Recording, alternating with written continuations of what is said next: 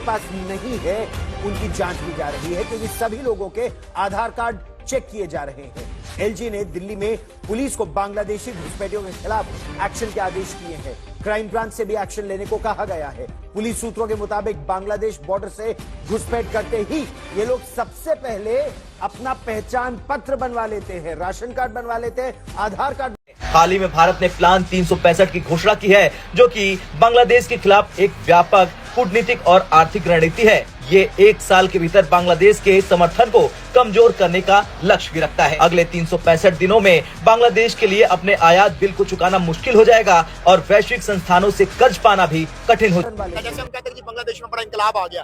अब आपको पता है कि बांग्लादेश की जो इकोनॉमिकली हालत है वो बहुत ज्यादा डाउन हो चुकी है। उस वक्त तो जो है वो लोगों ने बड़ा जश्न मनाया कि जी वो सीनाबाजी चलेगी, और वक्ती तौर पर इंडिया ने उसको जो है वो कबूल भी कर लिया। ठीक है, और अभी रिसेंटली सीरिया के अंदर जो हुआ है, बशर अल-असद जो सदर था उनको 10 साल से, उसको उठा के उन्होंने बाहर फेंक दिया और जाके जो एक मिलिटेंट ग्रुप था उसने बांग्लादेश का गला घोट देंगे यार हम लोग।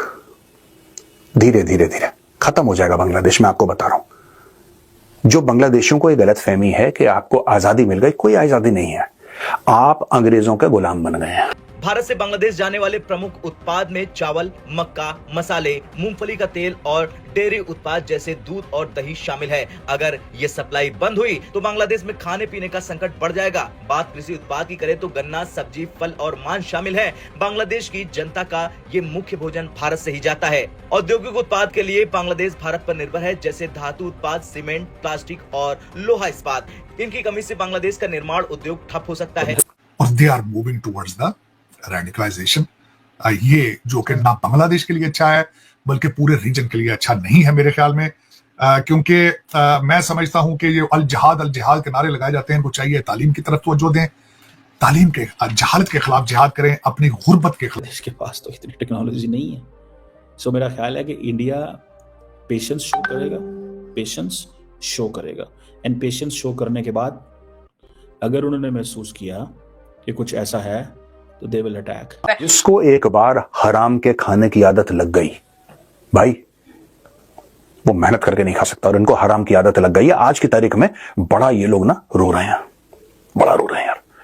हमारी टेक्सटाइल की इंडस्ट्री जो है वो खत्म हो रही है। थोड़ी सी हमारे मामला बेहतर होने की कोशिश हुई है, लेकिन उसके साथ साथ वो एक मसला इंडिया के साथ चलने लग गया। अब इंडिया के साथ भी जाहिर है हमने अपने ताल्लुकात बेहतर करे, लेकिन कैसे हो सकते हैं? मुंबई के टैक्स आपने करवाए, हमारे नवाज शरीफ ने मान लिया कि मुंबई टैक्स हमने करवाए थे। अजमल कसाब उसमें इन्वॉल्व था और उसमें 250 से ज्यादा लोग मारे गए। तो वो भूल जाएंगे, मासूम लोग थे, वो कैसे भूल जाए? 1993 के अंदर अजमल कसाब ने और दाऊद इब्राहिम ने मिलकर एक रेलवे स्टेशन के ऊपर हमला किया और उसमें हजारों लोग मर गए। तो आप मुझे बताएं किस मुंह से कह रहे हैं कि हमने ताल्लुकात, एक तरफ से आप ये हरकतें कर रहे हैं, दूसरी तरफ से कहते हैं आप ताल्लुकात बेहतर बनने की।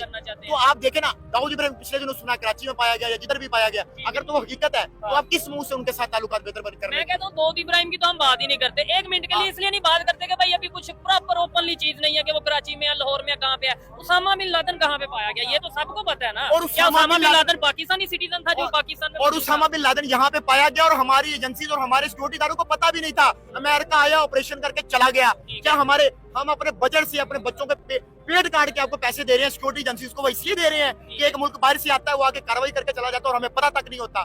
ये हमारे सिक्योरिटीदारों का फेलियर है। इसके बाद आप आगे आए, अफगानिस्तान के अंदर हमने $1 मिलियन जो है वो अपना नुकसान खाया, 70,000 से ज्यादा जाने थी। मुझे बताएं क्या वो डिक्टेटर आज पाकिस्तान में मौजूद है? जो नफरतें पैदा हो गई, आज भी जो नफरतें पैदा, अफगानिस्तान के लोग हमसे उस तरीके से नहीं अपना रिलेशन बेहतर, क्रिकेट में वो चीजें सामने आ जाती हैं, वो इंडिया को सपोर्ट करते हैं, पाकिस्तान को सपोर्ट नहीं करते।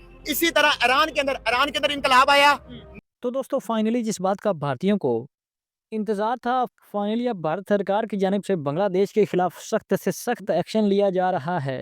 प्लान 365, जिसमें भारत सरकार ने ये प्लान 365 लॉन्च किया है, जिसमें बांग्लादेश को 1 साल में ऐसा सबक सिखाया जाएगा जिसको बांग्लादेश बरसों याद रखेगा। और जो भारत की बांग्लादेश के साथ व्यापार है, इंपोर्ट एक्सपोर्ट है, उसको तुरंत नहीं रोका जाएगा, बल्कि उसको आहिस्ता आहिस्ता करके स्टेप बाय स्टेप, हफ्ते दर हफ्ते और महीने दर महीने इंपोर्ट एक्सपोर्ट में कटौती की जाएगी। जो सामान बांग्लादेश को भारत की जानिब से भेजा जाता है और जो सामान भारत बांग्लादेश के फ़ायदे के लिए बांग्लादेश से ख़रीदता है, जिसको देखकर दोस्तों बांग्लादेशी के साथ साथ पाकिस्तानी मीडिया की भी जल चुकी है। मोहम्मद यूनुस शुरू में उसको बड़ा मजा आया।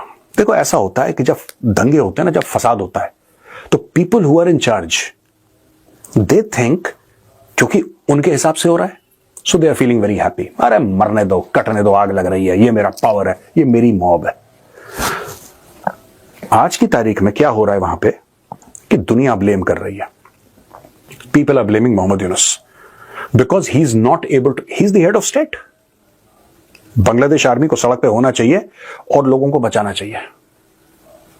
मैं आपको बता रहा हूं दोस्तों, बहुत जल्दी आप आज का ये 10 दिसंबर है, आप ये दिन नोट करके रखना, बहुत जल्दी इंडियन गवर्नमेंट कोई स्टेप लेगी and it's going to take a very very strong step. आज की तारीख में मैंने सुनी है ये बात, ये पुख्ता, मतलब मेरे पास कोई ऐसी प्रूफ के साथ बात नहीं है, लेकिन मैं जिसने बताया मैं उस बंदे पे विश्वास करता हूं। Right, again I am saying I don't have proof, but I believe in that person. I believe in the person's credibility. The government of India is going to take a very strong step. फिर तुम रोना मत यार, फिर तुम रोना मत, फिर तुम चीखना मत। और आज की तारीख में the Bengalis in West Bengal are disillusioned by what is happening in Bangladesh. जो आम भारत में बंगाली है ना, आम बंगाली जो काम करता है, जिसकी दुकान है, राइट, कोई बिजनेस कर रहा है, कोई प्रोफेशनल है, today they are deeply saddened and deeply angry by what is happening in Bangladesh. चीज़ें भी आ रही हैं बांग्लादेश रिसेंटली जो कि इंडिया फेवर कर रहा है, और अभी अगर ये इतने बड़े जो है इसको अगर वॉच कर रहा है, आपको पता है ये जो एरिया है जो कि इसको चिकन नेक भी कहा जाता है, चिकन नेक, ठीक है। ये बहुत सारे लोगों का ये कहना है कि अगर कल को ऐसे हालात पैदा हों तो इस चिकन नेक जो है इसको बीच में से यहाँ से इसको प्रॉब्लम दी जा सकती है। इसकी पूरी की पूरी थेरी है।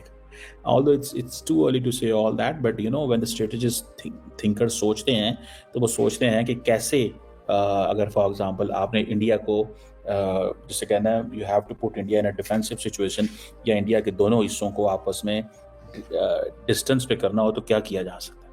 So it's important, बट एक चीज़ है कि it's very difficult, ठीक है।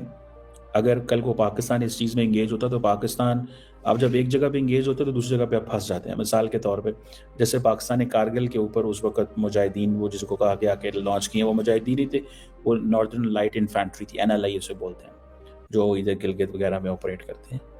तो इंडिया अगर चाहता तो इंटरनेशनल बॉर्डर पर हमला कर सकता था। अगर पाकिस्तान कहता है ये हमारी फ़ौज है, उसके पास चांस था।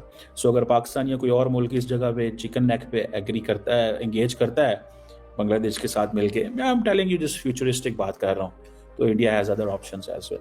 सो it means that everything is not good, things are getting disturbing, and India पहले साइबर वॉर्स करेगा, मीडिया वॉर करेगा, देन डिप्लोमेटिकली वो करेगा, इंगेज करेगा। क्योंकि मैं पढ़ रहा था कि जो बांग्लादेश के, सॉरी इंडिया के, तो दोस्तों हमेशा की तरह ही भारत बांग्लादेश को हल्के में ले रहा था। तो अब जैसे ही भारत जो है वो प्लान 365 पे अमल दरामद करेगा, तो दोस्तों मैं कहता हूं कि ये जो बांग्लादेशी हैं ये प्लान 365 दिन, एक साल मुकम्मल होने से पहले ही घुटने टेक देंगे। एक साल 365 दिन तो इनके लिए काफ़ी ज़्यादा है, ये तो 60-80 दिन में ही घुटने टेक देंगे।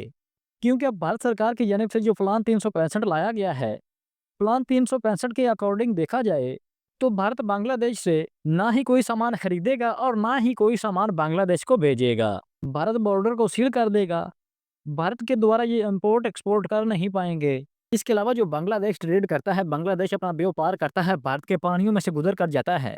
तो भारत अगर बांग्लादेश को यही कह दे कि हम आपके जहाज़ों को अपने पानियों में से गुजरने नहीं देंगे, अपने वाटर में से गुजरने नहीं देंगे, इसके अलावा हम आपके सामान की चेकिंग करेंगे कि आप क्या चीज़ इंपोर्ट एक्सपोर्ट कर रहे हो, कि कहीं बांग्लादेश हथियार तो नहीं मंगवा रहा या हथियार तो नहीं भेज रहा जो कि बाद में भारत के खिलाफ इस्तेमाल होते हैं। तो अगर इस तरह भारत बांग्लादेश के साथ करता है तो बांग्लादेश को आटे और नमक का भाव मालूम हो जाएगा, बांग्लादेश को अपनी औकात याद आ जाएगी। और अब प्लान 365 के थ्रू भारत अपने देश से तो कोई सामान बांग्लादेश भेजेगा ही नहीं। और अगर अब भारत अपने वाटर में से बांग्लादेश के जो ट्रेड के जहाज हैं उनकी भी चेकिंग करनी शुरू कर दे, तो फिर बांग्लादेश एक साल क्या एक हफ्ते में ही घुटने टेक देगा।